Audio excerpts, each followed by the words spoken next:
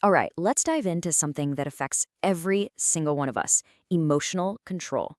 We're going to break down how you can stop being a pinball, just bouncing off whatever people do or say, and start being the one who's actually in control of the game.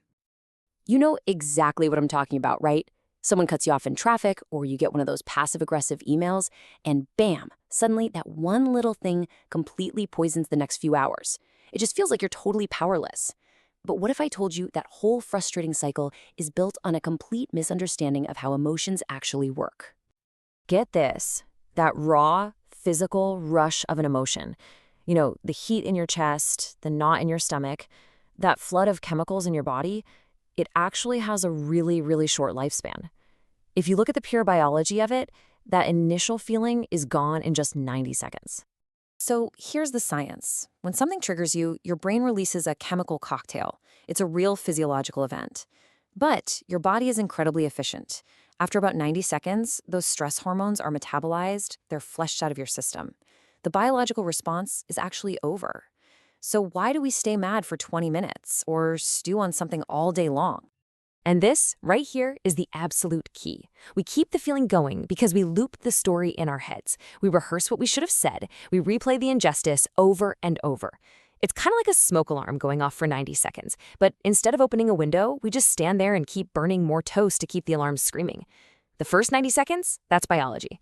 Everything after that, well, that's a narrative, a story we choose to keep telling ourselves. So, to really get control, we first have to unlearn all the myths that make us feel so helpless in the first place. Let's start by taking a sledgehammer to the biggest one. Oh, we've all said it. "Ugh, that person just knows how to push my buttons." But think about what that means. It means we're basically handing someone else the remote control to our feelings. The reality is, people don't install buttons in you. They can't. They can only push the ones that are already there. All they really do is reveal to you where your sensitive spots are. So, what are these buttons really? Well, they're just echoes of the past. They're unhealed wounds or moments from long ago when one of your core values got trampled on. Maybe that sarcastic comment from your coworker doesn't sting because of them, but because it sounds just like a critical parent from your childhood. You see, the coworker isn't the real source of the pain. They just put a big, bright spotlight on it. And that's not a threat. It's actually an opportunity to finally heal it. And here's another twist. Often, the emotion that we show the world isn't even the real one we're feeling. Think of anger as a big, burly security guard. It's loud, it's intimidating, and its entire job is to stand at the door and protect something much more vulnerable and fragile hiding inside. Feelings like hurt or fear or shame, those feel way too risky to show anyone. Let's just walk through how this works.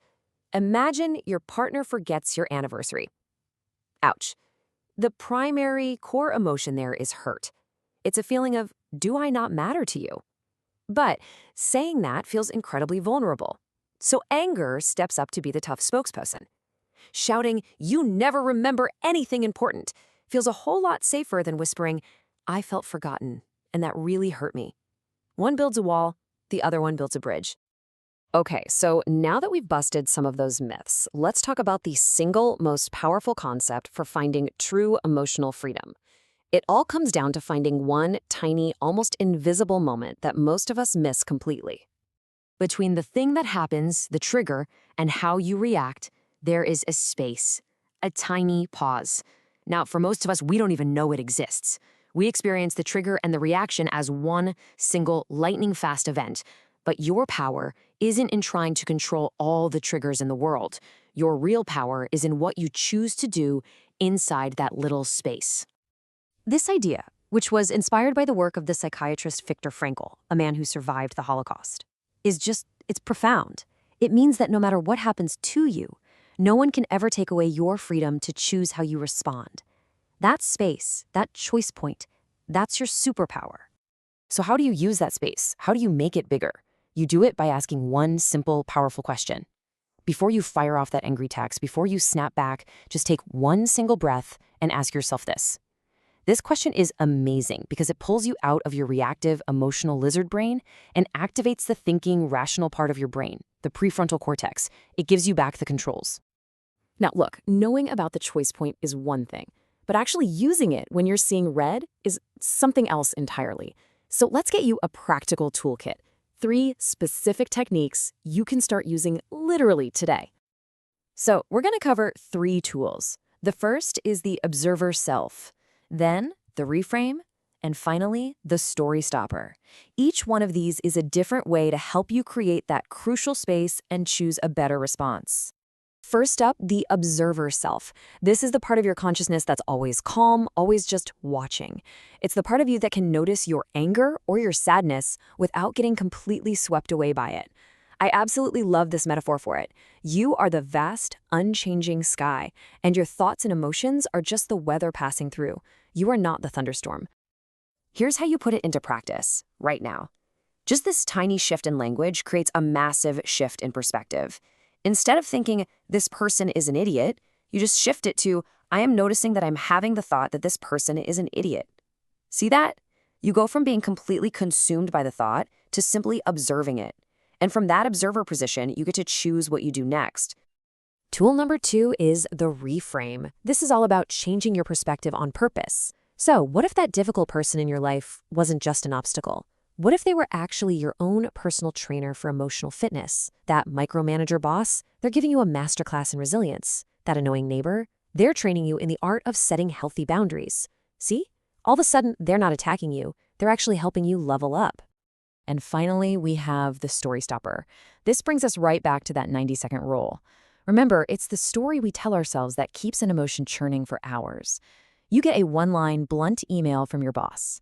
The story could be, my boss hates my work and thinks I'm incompetent. Or the story could be, my boss is swamped today and values being efficient.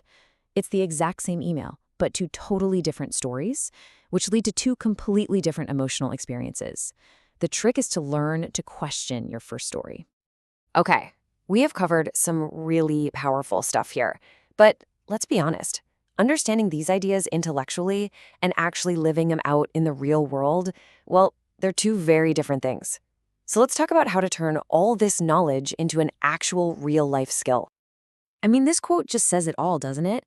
If you listen to all this and just think, that was interesting, but then you don't actually do anything with it, nothing in your life is going to change. The real transformation only happens when you apply these ideas, day in and day out.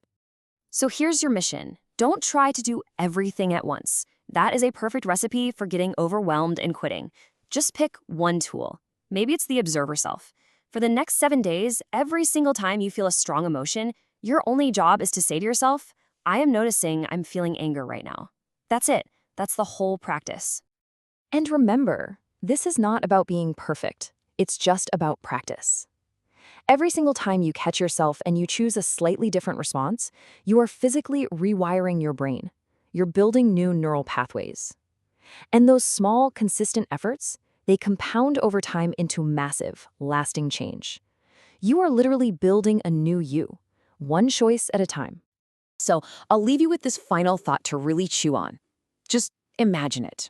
Imagine a version of yourself who is calm, who is centered, who is in control, no matter what chaos is swirling around you.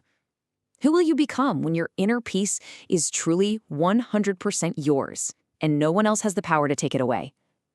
That person is waiting for you.